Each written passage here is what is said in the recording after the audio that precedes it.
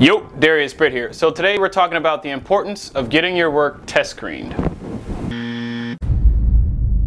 So first we'll talk about why and how you should get a test screening, and then I'll share my test screening experience with our feature film, Unsound. So there are 5 main reasons why you would test screen your film. Number 1 is you really need to get an outside perspective. With all the time you spend shooting and editing your film, you really begin to lose perspective, and this is when you really need a fresh set of eyes to help you determine where you are and where you're trying to go. It honestly gets crazy. You fall in and out of love with your film so many times that you wonder if anybody's even going to want to watch it or if your film's even any good. And number 2, there's nothing like watching your film with a live audience. No matter how many times you've watched and cut your film yourself, when you watch it with a live audience, you will see your film in a completely different way, and you'll notice things you never noticed about it before, like how slow it's moving. And number 3, you'll get some invaluable feedback. Now, we love our family and we love our friends, but they tend to love everything that we do. Getting strangers to watch your film is definitely an advantage because they're going to give you an unbiased opinion, they're going to be brutally honest, and they don't give a crap about your feelings, because they don't know you. This is exactly what you need because you're going to get the best feedback. And number 4, getting your film test screened could literally save your ass. You'll discover problems you didn't even know you had, like areas where there's flabby pacing, confusing plot points, or even story structure issues. And these are all things that you want to find out during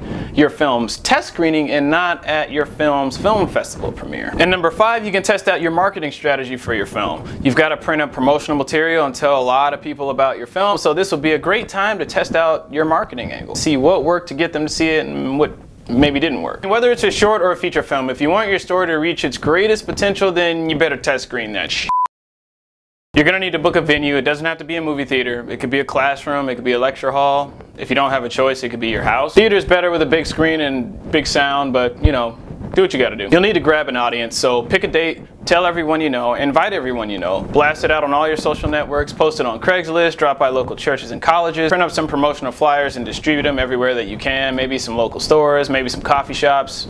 Be creative. I've never personally used meetup.com, but I hear good things about them, so you know, maybe they're worth a try. You only really need 15 to 20 people to get a good test screen, but hey, the more the merrier. There is no such thing as too many people. You should really try your hardest to get your target audience. If your film is geared towards young people, then your test audience should consist of young people, whatever age range that's going to be or whatever demographic that's going to be.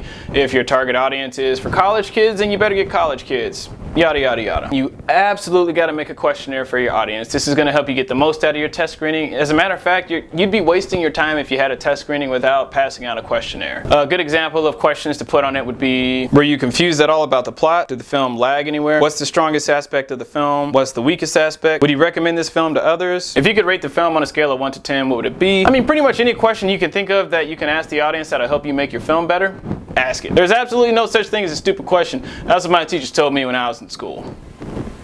When the test screen is happening, you definitely got to sit in the audience. This is just as important as passing out a questionnaire, because you're going to be able to feel when the audience is engaged, when they're bored, when they're restless. Were they laughing at scenes they shouldn't have been laughing at? Were they not laughing at scenes they should have been laughing at? How were jokes landing? Was there tension in areas where they're supposed to be? Take notes on everything.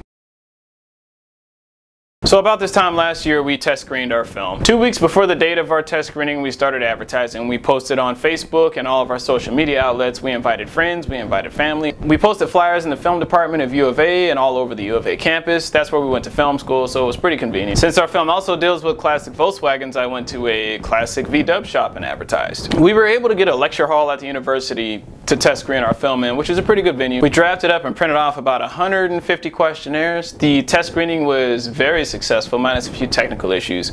We had about 100 people show up, and afterwards we had a Q&A session with cast and crew. We answered a lot of questions, got a lot of comments and great responses, which is always a great sign. These are all the questionnaires we got. That's like an inch of paper. It took us about a couple of weeks to read through all the questionnaires and organize all the feedback. But because of the feedback, we were able to clearly see where the audience was confused about certain plot points, where the pacing was flabby in a couple of areas, and areas where we needed more tension. Some of the responses and things we got on the questionnaires were severely brutal. Magical things happen when you hand somebody a piece of paper and say, give me an opinion about what you think of this movie, but you don't have to fill out your name.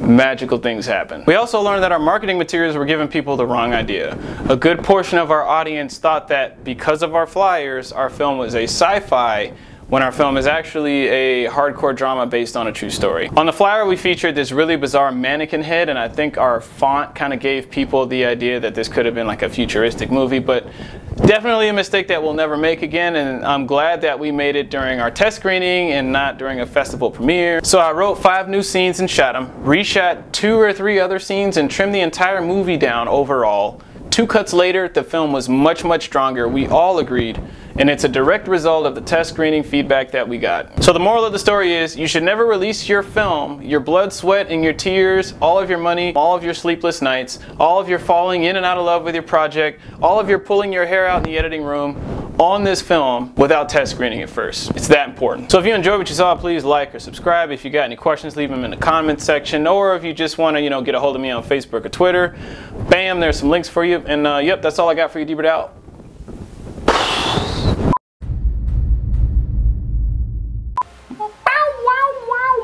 Yo, Darious Britt here. So today we're covering 5 things that you can do to improve your filmmaking skills. So these aren't in any particular order, but number 1 would be taking acting classes. This is going to give you a sense of